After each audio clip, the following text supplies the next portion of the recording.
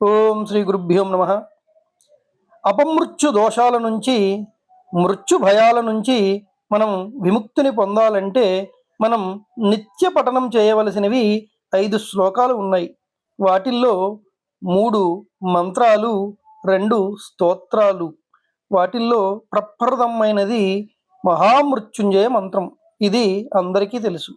రెండవది శ్రీ నరసింహ మహామంత్రం. అదే మనం ఉగ్రం వీరం చెప్పుకుంటాం కదా, ఆ మంత్రం. మూడవది జయమంత్రం.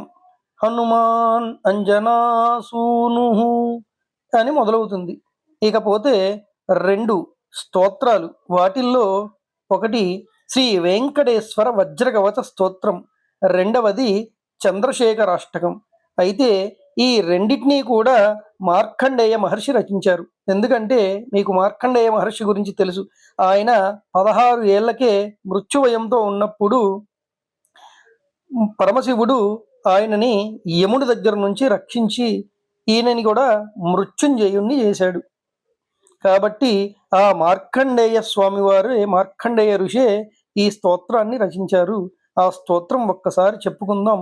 మనకి మన జాతకరీత్యా సంక్రమించిన అపమృత్యు దోషము నుంచి కానీ, మృత్యు భయాల నుంచి కానీ ఒక కవచంలాగా మనల్ని ఈ స్తోత్రం ఎల్లప్పుడూ రక్షిస్తూ ఉంటుంది. ఓం శ్రీ వెంకటేశ్వర వజ్రకవచ స్తోత్రం. మార్కండేయ ఉవాచ. నారాయణం పరబ్రహ్మం సర్వకారణకారణం ప్రపద్యే వెంకటేశాఖ్యాం తదేవ కవచం మమ.